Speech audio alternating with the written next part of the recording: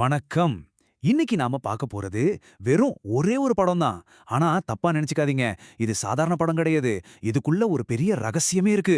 ஒரு ஆழமான கேள்வி, அதுக்கு ஒரு தெய்வீக பதில், இது எல்லாத்தையும் சொல்ற ஒரு ரொம்ப சக்தி வாய்ந்த படம் அது. இதோ இதுதான் அந்த முழு படம். பாருங்களேன், வானத்துல மிதக்கிற அந்த தெய்வீக உருவங்கள், கீழே இருக்கிற அந்த ஓலைச்சுவடு, அதுல இருக்கிற ஒவ்வொரு வார்த்தையும் இதுக்குள்ள இருக்கிற அர்த்தத்தை தான் நாம இப்ப ஒண்ணு ஒண்ணா பிரிச்சு பார்க்க போறோம். சரி, நம்மளோட இந்த தேடலை எங்கிருந்து தொடங்கலாம்? வாங்க, முதல்ல அந்த படத்தோட உச்சியில இருக்கிற அந்த மர்மமான கேள்வியிலிருந்தே ஆரம்பிப்போம். பாருங்க, படத்தோட தலைப்பே ஒரு கேள்விதான். மாபெரும் அகத்தியர் யாருக்கு எப்பொழுது காட்சி அளிப்பார்? இந்த ஒரு கேள்விக்கு விடை தேடி போறதுதான் நம்மளோட இந்த முழு அலசலுமே. வாங்க போகலாம். இந்த கேள்விக்கு பதில் தேடுறதுக்கு முன்னாடி நாம முதல்ல ஒரு விஷயத்த தெளிவா புரிஞ்சுக்கணும். இந்த கேள்வி யார பத்தினது? அந்த அகத்தியர் யார்? வாங்க அத முதல்ல கொஞ்சம் ஆழமா பார்க்கலாம். வானத்துல நீங்க பாக்குற இந்த தெய்வீக தம்பதி இருக்காங்களே, இவங்க தான் அகத்திய மாமுனிவர் மற்றும் அவரோட மனைவி லோபாமுத்ரா. இந்த முழு கதையோட இந்த தெய்வீக வாக்குறுதியோட மையமே இவங்க 2 பேரும் தான். சரி, அகத்தியர் ஏன் இவருக்கு இவ்வளோ முக்கியத்துவம்? ஏன்னா அவர் வெறும் ஒரு முனிவர் மட்டும் இல்லைங்க, அவர்தான் சித்தர்களுக்கெல்லாம் தலைவர், முதல் சித்தர். சித்தர்கள்னா யாருன்னு உங்களுக்கு ஒரு கேள்வி வரலாம். அவங்க நம்ம தமிழ் மரபுல வந்த மகாஞானிகள். அவங்க கிட்ட அமானுஷ்ய சக்திகள், அதாவது சித்திகள் இருக்குன்னு சொல்லுவாங்க. அந்த சித்தர் பரம்பரைக்கே ஆதிகுரு நம்ம அகத்தியர் தான். அதனால தான் பாருங்க, படத்துல சித்தன் அருள்னு ஒரு வார்த்தை இருக்கு. அதுக்கு என்ன அர்த்தம்? சித்தரோட கருணை நமக்கு கிடைக்கும்னு ஒரு குறிப்பு கொடுக்குறாங்க. ஓகே, அகத்தியர் யாருன்னா இப்ப நமக்கு ஒரு ஐடியா கிடைச்சிருச்சு. ஆனா நம்மளோட முதல் கேள்விக்கு இன்னும் பதில் கிடைக்கலையே. அந்த பதில் எங்க இருக்கு தெரியுமா? ரொம்ப தூரத்துலலாம் இல்ல, நம்ம கண்ணு முன்னாடியே அந்த படத்தோட கீழே இருக்கிற ஓலைச்சோடியில தான் அது ஒளிஞ்சிருக்கு. இப்போ உங்க கவனத்தெல்லாம் படத்தோட கீழ்ப்பகுதிக்கு கொண்டு வாங்க. அங்க ஒரு ஓலைச்சுவடி இருக்கு பாத்தீங்களா?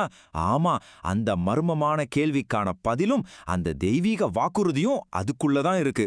அந்த சுவடியில என்ன எழுதியிருக்குன்னு பார்க்கலாமா? அதுல, மகனே, இக்கலியுகத்தில் என்னை நம்பினோருக்கு நான் நிச்சயம் கடைசி நாளில் காட்சியளிப்பேன் மகனே அப்படின்னு இருக்கு. அடேங்கப்பா, இது வெறும் வார்த்தைகள் இல்லைங்க, இது ஒரு ஆணித்தரமான வாக்குறுதி. இந்த படத்தோட இதயமே இந்த ஒரு வரிதான். கவனிச்சிங்களா? அந்த வாக்குறுதியில கலியுகம்னு ஒரு வார்த்தை வருது. அதுக்கு என்ன அர்த்தம்? நம்ம இந்து தர்மத்தின்படி நாம இப்ப வாழ்ந்துட்டு இருக்கிற இந்த காலம்தான் கலியுகம். அதாவது தர்மம் குறைஞ்சு குழப்பங்கள் அதிகமா இருக்கிற இரண்ட காலம்னு சொல்லுவாங்க. அப்படிப்பட்ட ஒரு கஷ்டமான காலகட்டத்துல வாழ்ற நமக்கு ஒரு நம்பிக்கை கொடுக்கிற செய்தி தான் இந்த வாக்குறுதி. ஆனா நில்லுங்க, அந்த வாக்குறுதி முடியும் போது ஒரு சின்ன ஆனா ரொம்ப பவர்ஃபுல்லான வரி வருது.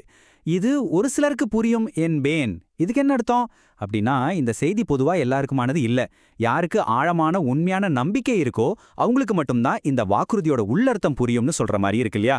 அப்போ இந்த வாக்குறுதி யாருக்காக கொடுக்கப்பட்டிருக்கு? நம்பினோருக்குன்னு ரொம்ப தெளிவா சொல்லியிருக்காங்க. அப்போ யார் அந்த நம்பிக்கையாளர்கள்? அவங்களுக்கு இந்த செய்தி என்ன சொல்ல வருது? வாங்க அடுத்ததா அத பத்தி பாப்போம். இப்ப மறுபடியும் நம்ம கவனம் அந்த படத்துக்கே போனோம். கீழே பாருங்க, ஒரு பெரிய மக்கள் கூட்டம் வானத்தை அண்ணாந்து பார்த்துட்டு இருக்கு. இவங்க தான் அந்த நம்பினோர். அவங்களோட ஏக்கமும் பிரார்த்தனையும் அசைக்க முடியாத நம்பிக்கையும் தான் இந்த படத்துக்கு உயிர் கொடுக்குது. இது வெறும் தெய்வங்கள் பத்தின கதை இல்ல, இது மனுஷங்களோட நம்பிக்கை பத்தின கதை. அப்போ வாங்க எல்லாத்தையும் ஒண்ணா சேர்த்து பார்ப்போம். இந்த ஒரு படத்துக்குள்ள என்னதான் கதை சொல்ல வராங்க? ரொம்ப சிம்பிள். முதல்ல ஒரு கேள்வி, நம்பிக்கை பத்தின ஒரு கேள்வி. ரெண்டாவது, அதுக்கு ஒரு மாபெரும் முனிவர் ஒரு பதில கொடுக்கறாரு, ஒரு வாக்குறுதியா. மூணாவது, அந்த வாக்குறுதி யாருக்கு? நமக்காக, இந்த சவாலான கலியுகத்தில் இருக்கிற நமக்காக.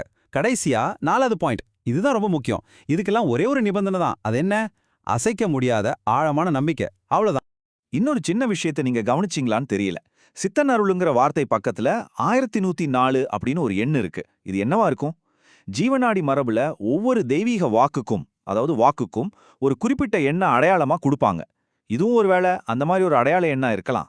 சரி, இந்த முழு படத்தையும் அதோட ஆழமான அர்த்தத்தையும் பார்த்த பிறகு ஒரே ஒரு கேள்வியோட நான் உங்களை விட்டுட்டு போறேன். ஒரு ஆன்மீக வாக்குறுதிக்கு உண்மையான சக்தியை தர்றது எது? அந்த வாக்க சொன்ன அந்த தெய்வீக சக்தியா, இல்ல அந்த வாக்கத்தை உயிர் மாதிரி நம்புற ஒரு பக்தனோட அசைக்க முடியாத நம்பிக்கையா? இத பத்தி நீங்க என்ன நினைக்கிறீங்கன்னு யோசிச்சு பாருங்க.